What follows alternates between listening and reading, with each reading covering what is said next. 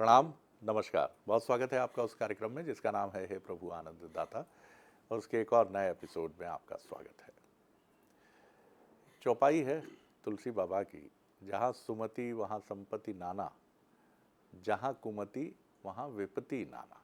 पहले भी हमने इस पर बात की है, लेकिन आज का परिप्रेक्ष्य ये है कि जिस तरह से आत्महत्या और गृह कलह के मामले सामने आ रहे हैं, जिसमें अब एक चौंकाने वाला पहलू कहूँ मैं या क्या कहूँ कि अब पुरुषों की तरफ से ये कंप्लेंट्स आ रही है कि पत्नी उन्हें बहुत प्रताड़ित करती है। और रिसेंट पास्ट में ऐसे कई मामले सामने आए हैं जिसमें पुरुषों ने यह आरोप लगाकर पतियों ने आत्महत्या की है। समाज के प्रति एक नैराश्य का भाव गहरा है। ऐसी चिट्ठियाँ मिलती हैं कि मेरे जाने के बाद मेरी बच्ची का, मेरे बच्चे का कोई रखवाला नहीं है। तो इसको बहुत व्यापक परिप्रेक्ष्य में हमको देखना है, इस कहावत, इस चौपाई को, कि जहाँ सुमति, ये किसी घर की बात नहीं है। सुमति अगर समाज में होगी तो वहाँ संपत्ति होगी। इज़राइल एक बहुत छोटा सा देश है, लेकिन उससे पंगा लेने से, उससे भिड़ने से पहले दुनिया के बड़े बड़े देश क्यों सोचते हैं? क्योंकि वहाँ सुमति है। सुमति किसको लेकर है? हिब्रू को लेकर, जो वहाँ की भाषा है, जिसका निर्माण उन्होंने दुनिया भर के भाषा विज्ञानियों के एक पैनल से करवाया है। और आपको जानकर अच्छा ही लगेगा कि हर इजरायली चिट्ठी अभी भी लिखता है, और चिट्ठी का अंत वो ऐसे करते हैं अपने प्रियजनों को, मित्रों को, नाते रिश्तेदारों को। अंत इस तरह करते हैं, यरूशलेम में मिलेंगे। भारत में भी एक कम्युनिटी है जिसको हम बोहरा कम्युनिटी कहते हैं, पूरी दुनिया में है बोहरा मुसलमान। इनकी मस्जिदें जो हैं वो एक तरह से धर्मशाला भी हैं, और इनका एक यूनिक आइडेंटिफिकेशन कोड है पूरी दुनिया में। आपकी, भले ही आप कबाड़ी बेचने वाले, रद्दी बेचने वाले हों, लेकिन आपका बच्चा मुंबई पढ़ने जाएगा या इंटरव्यू या किसी प्रयोजन के लिए जाएगा, वो यूनिक आईडी कार्ड दिखाएगा। उस मस्जिद में उसको बेहतरीन रुकने खाने की व्यवस्था होगी। इसके अलावा आगे पढ़ना चाहेगा तो वहाँ वजीफ़ा है, और आगे जाना चाहेगा तो अमेरिका में भी व्यवस्था है। और आपको ये जानकर भी आश्चर्य होगा, या हो सकता है आपको पता हो, कि बोहरा कम्युनिटी में एक समय का भोजन कम्युनिटी की तरफ से सर्व किया जाता है। उसको भी सर्व किया जाता है जिसकी मासिक आय 10 लाख या 10 करोड़ रुपए है, और उसे भी सर्व किया जाता है जिसकी मासिक आमदनी 10,000 या 5,000 रुपये। मैंने जब पूछा कम्युनिटी के एक गुरु से, उन्होंने कहा इसके पीछे सोच क्या है? उन्होंने कहा घर की महिलाएं फ्री रहें एक समय, जिससे वो अपने बच्चों की पढ़ाई पर ध्यान दे सकें। अगर वो दोनों समय भोजन बनाएंगे, और दूसरा, समाज में एक जैसा भाव आए कि सब्जी एक ही गई है, आज दाल भी एक जैसी है, चावल भी एक जैसा है, रोटी जिस गेहूं से, आटे से रोटी बनी है वो भी एक जैसी है। तो जहां सुमति वहां संपत्ति नाना, और जहां कुमति वहां विपत्ति नाना। हमारे पड़ोसी भाई साहब हैं, सब जानते हैं, नाम तो बड़ा अच्छा है, पवित्र, पाक, लेकिन सुमति नहीं है। और इसीलिए कहीं ओसामा बिन लादेन शरण लेते हैं और नाम बदनाम होता है। पूरी दुनिया में इस समय कहा जाता है कि टेरर के लिए, आतंक के लिए अगर कोई कुख्यात देश है तो उसका नाम है पाकिस्तान। तो इसको बड़े परिप्रेक्ष्य में मैं आपके सामने रख रहा हूँ। लेकिन हम अपने आध्यात्मिक वक्ता, अपने गुरुदेव से, जो भगवत गीता के अध्येता हैं, मानस मर्मज्ञ हैं, प्रोफेसर डॉक्टर सुरेंद्र बिहारी गोस्वामी जी के समक्ष चलेंगे, और इस चौपाई के वैश्विक मानवीय अर्थों को समझकर आगे बढ़ने का प्रयास करेंगे। प्रणाम कर रहा हूँ डॉक्टर साहब जी।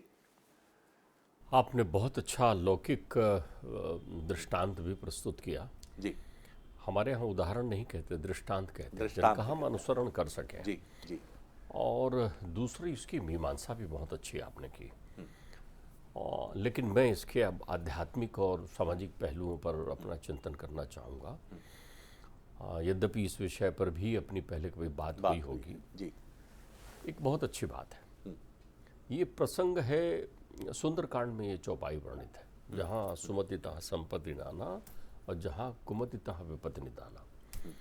ये चौपाई रावण को इंगित करते हुए कही गई चौपाई है और उसका मूल उद्देश्य है कि रावण के पास संसार की कौन सी ऐसी संपदा नहीं थी जो नहीं थी उसके पास, कौन सी ऐसी त्रिलोक की हर संपत्ति उसके पास थी। तो उसको सावधान कर रहे हैं कि ये संपदा जो तुम्हें प्राप्त हुई है ये सुमति से प्राप्ति हुई है। जहाँ सुमति, सुमति सुंदरमति, विवेक, सुबुद्धि, सुबुद्धि, सुंदर बुद्धि। देखो रावण अपने विवाह के लिए निकलता है तो वो कहता है नहीं नहीं मुझे भाइयों की भी शादी करना है। वो कुंभकर्ण की भी शादी करता है, वो विभीषण की भी शादी करता है।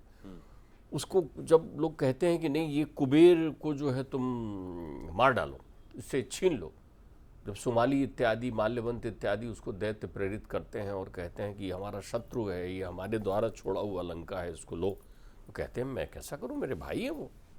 रावण की बुद्धि देखी, मेरे बड़े भाई है, मैं ऐसा नहीं कर सकता। तब वो कहते हैं अरे तुम्हारे बड़े भाई हैं लेकिन हमारे जो शत्रु हैं, हम सुरारी हैं, हमारे शत्रु हैं, उसका कोषाध्यक्ष है भाई, वो देवताओं का मित्र है, वो काहे का तुम्हारा भाई है। विश्रवा के पुत्र हो गए तो ठीक है लेकिन वो नहीं है। वो कहते हैं नहीं बड़े भाई हैं। तो वो करता क्या है, वो भेजता है दूत बना करके, वो समझाने के लिए उनके पास भेजता है कि देखो भैया या तो तुम युद्ध करो या तुम खाली करो, ये हमको चाहिए, लंका हमारी थी। तर्क दे देता है कि पहले पट्टा हमारे नाम से था, दैत्य लोगों का था, विष्णु के डर से गए थे। तो वो चले जाते हैं वहां से, युद्ध नहीं होता दोनों के बीच में। अच्छा। और रावण जब जो है वो कुपथ पर चलता है तो वो वहां से संदेश भी भेजता है। तब वो उनके यक्षों को मारता है कि भैया तुम ये क्या कर रहे हो, अपन पुलस्त्य ऋषि के वंशज है। तो वहां सावधान करते हुए कह रहे हैं क्योंकि भाइयों में विभेद हो गया है ना, विभीषण की बात समझ नहीं रहे ना, माल्यवंत की बात समझ नहीं रहे ना। तो जब आप सुबुद्धि से कुबुद्धि और दुर्बुद्धि में जाते हैं, जो सुबुद्धि में है उसको सत्संग मिलता है, जो कुबुद्धि में वो कुसंग में पड़ता है। तो रावण से कहते हैं कि भाई अब आप ये देखिए कि ये जो सुमति से नाना प्रकार की संपत्ति आई है, वो जहां कुमतिता विपत्ति निदान है, ये सब खत्म हो जाएगी। जो भी सद्बुद्धि से आई है वो कुबुद्धि से नष्ट हो जाएगी। इस प्रसंग में इस प्रक्रिया का उपयोग किया।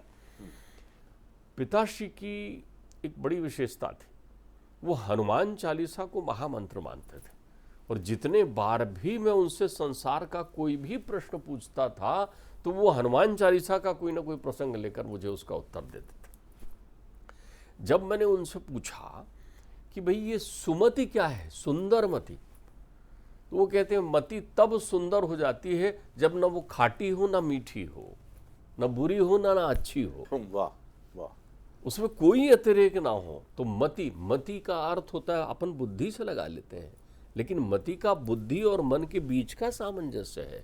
मन भी ठीक, बुद्धि भी ठीक। बहुत सुंदर डॉक्टर साहब। तो वो सुमति कहलाता है।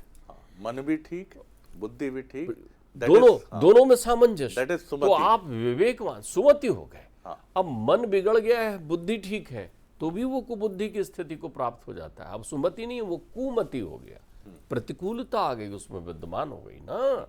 तो बोले जब मन निर्मल हो जाता है, इस पर उन्होंने मुंडकोपनिषद का एक बहुत सुंदर श्लोक मुझे इस विषय में समझाया था कि ग्रंथि का लग जाना कुमति है और ग्रंथि का छूट जाना सुमति है। तो मैंने कहा ये ग्रंथि कौन सी, बहुत सुंदर, कौन सी ग्रंथि? तो कहते हैं छिदते हृदयाम ग्रंथि, जैसे हृदय में पड़ी हुई ये अविद्या की गांठें खुलनी शुरू हो जाती है, वैसे दृश्यन्ते परारवे। फिर वो कहते हैं फिर परमात्मा हमको दिखने लगता है, फिर पर्दा हट जाता है। जिसके मति पर पर्दा लगा हुआ है वो कुमति, और जिसके मति से वो माया का पर्दा हट गया है वो सुमति। मुंडकोपनिषद इसकी व्याख्या करता है। छिदते हृदयाम ग्रंथि दृश्यन्ते परारवे। तो वो परावरी जो है परमेश्वर हमको दिखने लगता है, अर्थात हमारी अनुभूति होने लगती है। तो मैंने कहा संपत्ति नाना प्रकार की कौन सी प्राप्ति हो जाती है। जैसे ही किसी व्यक्ति से आप संपत्ति कहते हैं तो उसके दिमाग में आता है कि सुंदर मति हो जाने से संपत्ति आ जाएगी, मतलब हम धनी हो जाएंगे। कमाल है, अध्यात्म में धन कागज के नोट नहीं है। जीवन में भी धन कागज के नोट नहीं है, उनकी एक सीमा है, उस सीमा के बाद कागज के नोट निरर्थक हैं आपके जीवन में, कचड़े की ढेर की तरह पड़े रह जाते हैं। तो संपदा कौन सी आती है? वो संपदा जिससे आपके जीवन में सुख आ जाए, नाना प्रकार का सब सुख आ जाए। सुमति जो है एक शरीर का वसन है, वसन, कपड़ा। जैसे निर्वस्त्र व्यक्ति नाना प्रकार का श्रृंगार कर ले तो भी सुंदर नहीं दिखेगा। अगर वो वस्त्र या आवरण पहना हुआ है, मर्यादा पहना है, बुद्धि उसकी ठीक है, तभी वो सुंदर दिखेगा। इसीलिए उसको संग कहा गया। बहुत सुंदर। आप एक बात समझ, संग कहा गया। तो वो कैसे? तो मैंने कहा पिताजी सुमति, बोले देखो सुमति के संबंध में हनुमान चालीसा क्या कहती है, सुमति के लक्षण हनुमान चालीसा से बता रहे हैं। क्या अद्भुत मीमांसा करते थे मेरे गुरुदेव और पिताश्री। आप देखिए वो कहते, उन्होंने वो प्रसंग, महावीर विक्रम बजरंगी। कौन से बजरंगी हैं? विक्रम, अर्थात जिनके शत्रु ही नहीं हैं।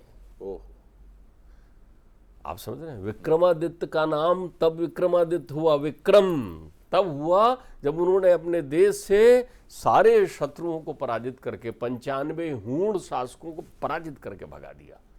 जब वो एक छत्र संपूर्ण भारत भूखंड के राजा हो गए तो विक्रम हो गए, विक्रमादित्य, वो आदित्य हो गए। ऐसा आदित्य जिसके सामने कोई अवरोध नहीं है, सूर्य की तरह हो गए। तो महावीर विक्रम बजरंगी, कुमति निवार सुमति के संगी। आप समझिए वो किसको निवार करते हैं, किसका नाश कर रहे हैं? कुमति का। और किसको संवार रहे हैं? सुमति के संगी हैं वो।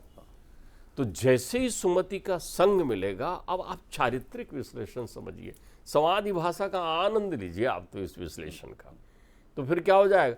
कंचन वरण विराज सुवेशा।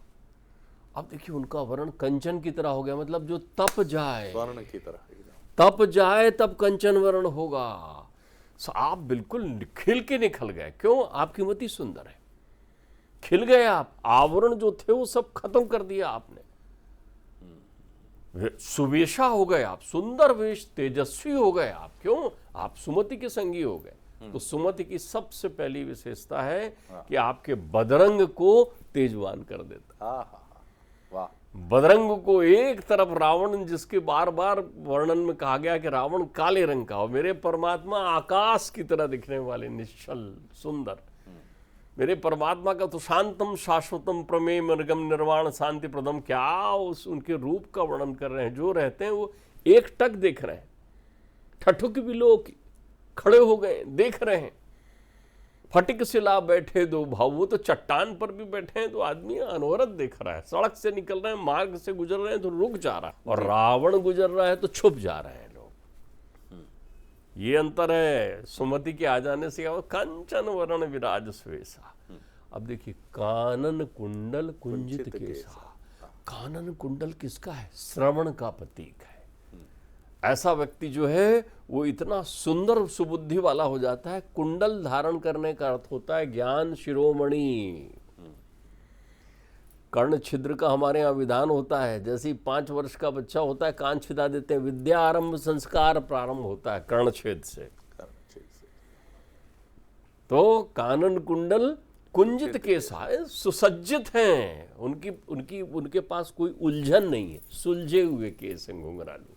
जीवन की सारी उलझन से मुक्त हो जाने का रास्ता देता है सुमति। कोई उलझन ही नहीं रहती।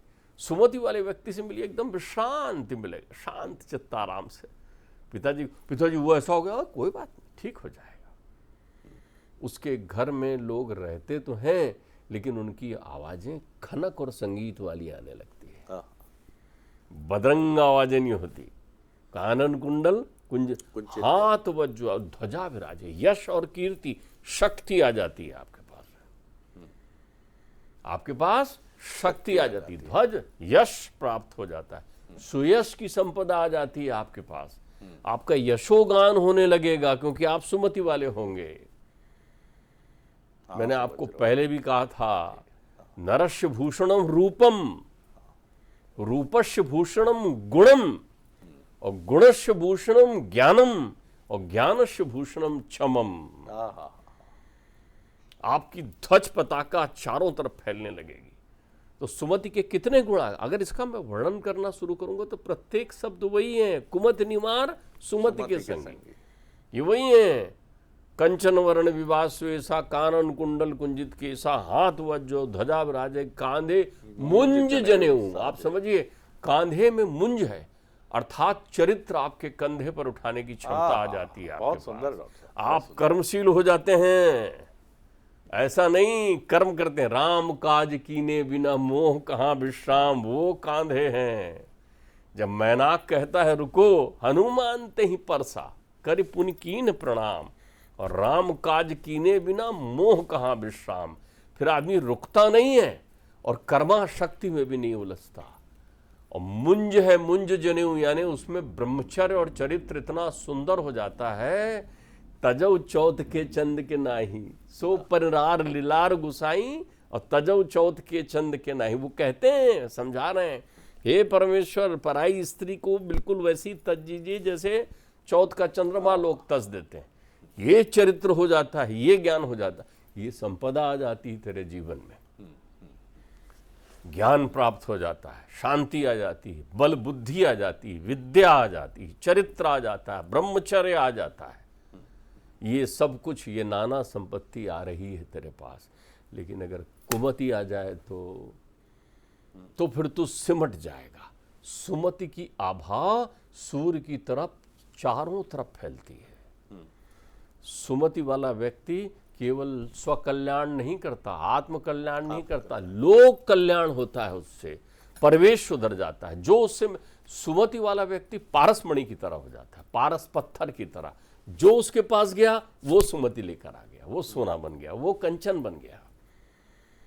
लेकिन जो कुमति वाला व्यक्ति है, आप देखिए, कुमति व्यक्तिगत क्षति पहुंचा रहा है। एक तो तुम्हारी भौतिकता को नष्ट कर देता है। आप समझें, एक प्रसंग बताएं कहीं कि जिस राजा की 3 पत्नियां हों, कभी उनमें कोई भी कलह का कोई संभाषण है? ठीक बात है। कहीं तो कोई कलह करता शरद जी, देवरानी जेठानी कोई तो करता है ना भाई, बड़ी माँ छोटी माँ, सबसे छोटी माँ, किसी में होता कोई कलह, कोई उदाहरण नहीं है। लेकिन कुमति व्यक्तिगत प्रवेश करती है, सार्वजनिक नहीं। कुमति आई, कुबुद्धि लाई, दुर्बुद्धि हो गई कैकई की। जीवन भर का पश्चाताप, दुख और उसके जीवन से अनंत संपदा चली गई। जिसके लिए जीवन था वो चला गया, जीवन साथी चला गया कुबुद्धि के आने से। पुत्र ने साथ छोड़ दिया जिसके लिए सारी संपदा प्राप्त करके रख रहे हैं। एक कुमति ने, कुमति कौरवों में केवल दुर्योधन के पास आई है, एक के पास। कुमति व्यक्तिगत आती है, ध्यान रखिए, व्यक्तिगत आती है। दूषित एक कुमति आई। रावण को क्या तकलीफ थी? रावण तो जानता है ये जगत जननी है। रावण ने सीता का जो हरण किया, वाल्मीकि रामायण में तो कितना सुंदर वृतांत है उसके हरण करने का। उसने उस स्थान की भूमि को उखाड़ दिया जिस पर सीता खड़ी थी। भिक्षा देने के लिए जहां खड़ी थी, उसको अपने खड़क से चारों तरफ की भूमि को उखाड़ कर उसके ऊपर हाथ रखकर भूमि को, और वो ला के पुष्पक विमान में रखता है। सीता को छूता भी नहीं, क्योंकि वो जानता ही महतारी है, ये अम्बा है। वो ला इसलिए रही है कि जीवन में मुक्ति कहाँ मिलेगी। ये तो उसका अंतर चिंतन हो गया। लेकिन कुमति एक में आई ना, कुमति शूर्पणखा में ही आई ना, यश चला गया ना, नाक कट गई ना। सही बात है। तो कुमति किसी एक में आती है और परिवेश को दूषित कर देती है। लेकिन सुमति एक छांव की तरह आती है जो पूरे समग्र वातावरण को शीतल कर देती है। बहुत सुंदर डॉक्टर साहब, बहुत ही अद्भुत व्याख्या रही। और इसमें हनुमान चालीसा का जो एक प्रसंग जुड़ा, और जो आपके पूज्य बाबूजी के माध्यम से हमको बहुत अद्भुत विश्लेषण मिलता है, जो आपके आध्यात्मिक गुरु भी रहे, प्रणाम है उनको। तो देखिए कितनी सुंदर व्याख्या है कि सिर्फ एक कदम उठा था गलत राह शौक में, मंजिल तमाम उम्र मुझे ढूंढती रही। एक बार बतौर पत्रकार एक प्रेस नोट आया, 15-20 वर्ष पहले की बात है, और उस प्रेस नोट में एक चीज़ पर हम लोगों के बीच, सीनियर जूनियर के बीच डिबेट छिड़ गई। बड़ा महत्वपूर्ण था वो प्रेस नोट, अपराध से जुड़ा था, पुलिस हेडक्वार्टर से जारी हुआ था। 90% से ज़्यादा अपराधी आदतन अपराधी नहीं होते। इस पर हमारे बीच डिबेट छिड़ी। वो भावावेश में आकर अपराध कर जाते हैं। यानी जिस क्षण कुमति आई, उस क्षण किसी चींटी को भी मारने से जो हाथ रुकते थे, वो किसी की हत्या कर देते हैं, रुकते नहीं है। एक क्षण के लिए वो कुमति आती है, एक क्षण के लिए। नवजोत सिंह सिद्धू, आप जानते हैं, नामचीन क्रिकेटर, कपिल शो के मेंटर, लेकिन एक वृद्ध को जरा सी रोड रेज में बहस हो गई और एक तमाचा मार दिया उन्होंने, उस वृद्ध की मृत्यु हो गई और उसका बहुत बड़ा दंड उन्होंने भुगता। तो सिर्फ एक कदम उठा था गलत राह शौक में, मंजिल तमाम उम्र मुझे ढूंढती रही। सुमति की छाया में रहना ही श्रेयस्कर है। सुमति में ही रहिए, क्योंकि कुमति आएगी कब केकेई बना देगी आपको, कब आपको रावण बना देगी, कब दुर्योधन बना देगी, कि अपने सामने ही अपने कुटुंब का, अपना स्वयं का विनाश होते हुए देखेंगे आप। और आप अंदर से वैसे नहीं हैं। आपका 99% इतिहास सुमति का है, लेकिन आपने जरा से भावावेश के किसी कमजोर क्षण में कुमति को प्रवेश दिया और आपसे हत्या हो गई, आपसे विवाद हो गया, आपसे कलह हो गया, आपसे पुत्र दूर हो गया, आपसे तलाक हो गया, आपका पुराना मित्र आपसे दूर चला गया, आपकी बहुत बड़ी संपत्ति का नुकसान हो गया, सिर्फ कुमति। तो जहां सुमति वहां संपत्ति नाना। आहा, क्या बात है डॉक्टर साहब। अगले एपिसोड में एक और विषय लेकर उपस्थित होंगे। प्रणाम, नमस्कार।